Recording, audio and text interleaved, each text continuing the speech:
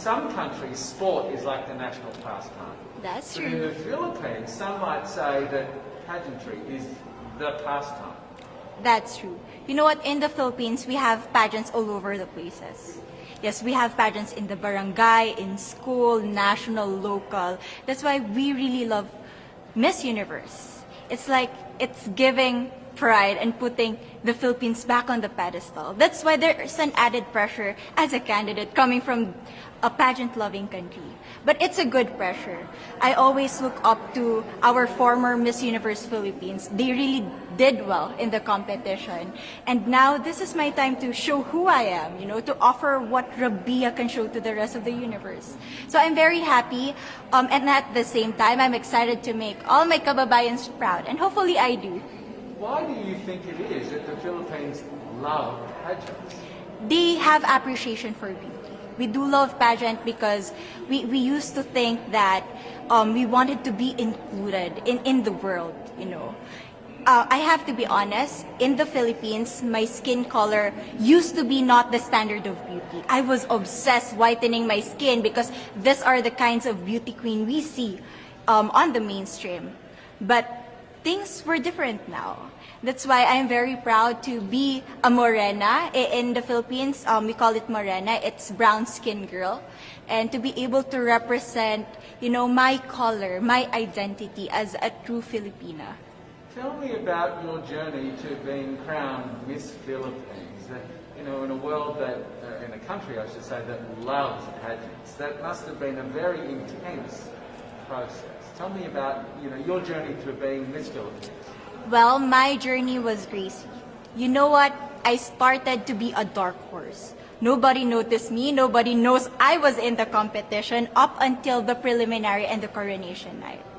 And when I won, I received different comments. Of course, there were people who didn't expect me to do well, who think that I cheated. That's why I need to redeem myself in Miss Universe. I really need to do well in this competition. And the thing is, I love pressure. I love criticism. I get better every day with that. You tell me I cannot do that, I turn to you and I'm going to say that, no, I can do it for myself. Good for you. So how does it feel then to be on the global stage? How do you feel to be here in this moment, right now? It's crazy, but I'm overwhelmed with the support, not just from the Filipino community, but also from Thailand, Latin countries who do appreciate me as a candidate, as a person. It motivates me that I am beautiful, I can offer so much in this world, and when somebody believes in you, it gives you that extra energy to really do well and perform well. Do you have a sense with the girls, all of the girls competing, you're competing, but is there a sense of camaraderie with all of the girls? Is there a real spirit to, sort of motivate each other to do better? You know what? I have a different idea about Miss Universe. I thought it's going to be very competitive, in a healthy way, well, of course. But now I can see every girl helping each other, from fixing those hairs, from trying to zip up those outfits. It speaks of the closeness and the kind of camaraderie that we want to have. The goal of Miss Universe is not just to crown one girl, but also to build a genuine and long-lasting friendships among us. Would you say within the Miss Universe world, the contestants, is there a sisterhood? Are you sisters? There is sisterhood. I can say I was able to talk to different representatives from different backgrounds, different cultures. And despite our differences, there's so much to be highlighted in what binds us together.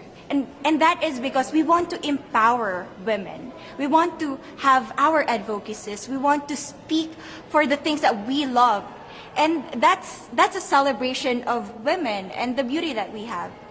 So coming out of this week, obviously you would love to be crowned Miss Universe. Of course. And that would be wonderful, of course, for any of you. But what else will you take out of this week? What do you think you'll feel at the end of this week, regardless of the result? How will you be a different person? It's the growth and the development that I was able to have during preparing for this dream. I will be honest, there was a moment that I lost my identity. because I was put under pressure. I was in that position in which I feel like I'm not good enough. I'm not a good representative of my country, but I was able to bounce back stronger. And if I was able to do that for Miss Universe, I will be able to do that in life. That is my greatest takeaway from Miss Universe.